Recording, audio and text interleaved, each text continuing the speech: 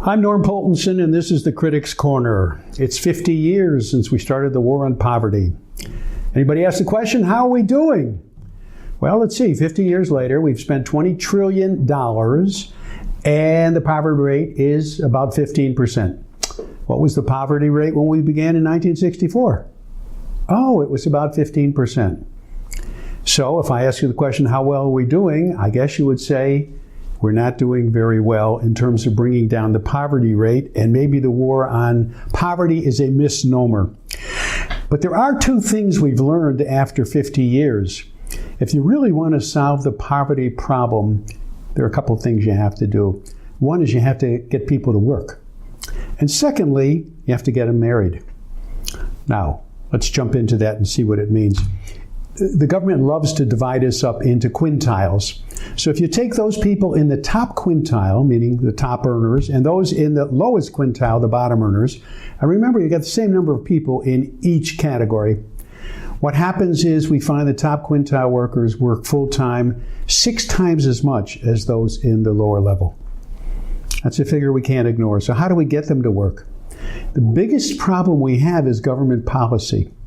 One, if you look at the benefits that are paid, you'll find that if the individual were to earn a living, get a gross income, they'd be getting something like $40,000 in income based on what they receive in the poverty program, and that's based on their housing credits, on their food stamps, and medical care, and some of the other 200 programs that are available, just subsidized by the federal government.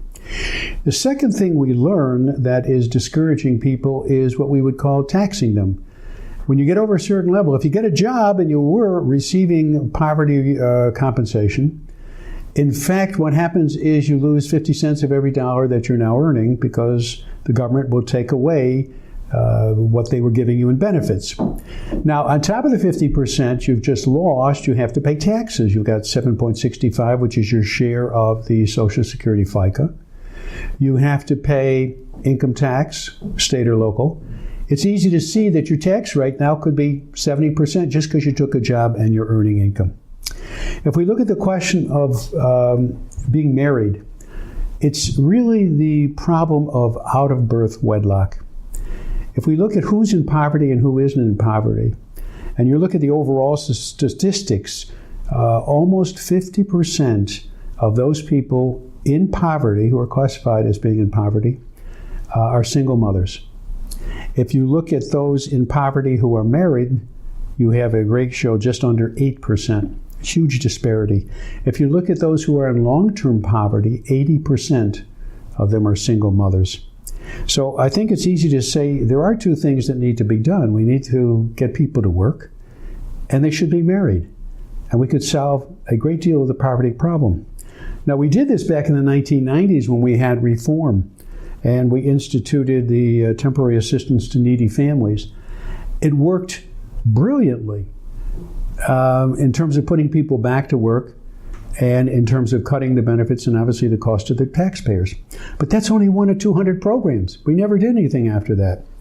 So I think since we're spending $1 trillion a year on what we would call poverty, I think it would be helpful if we went back and we really said to ourselves, after 50 years and $20 trillion, we ought to take a serious look at what we can do to bring people out of poverty and in fact win the war on poverty. I'm Norm Poltenson. Thanks for listening.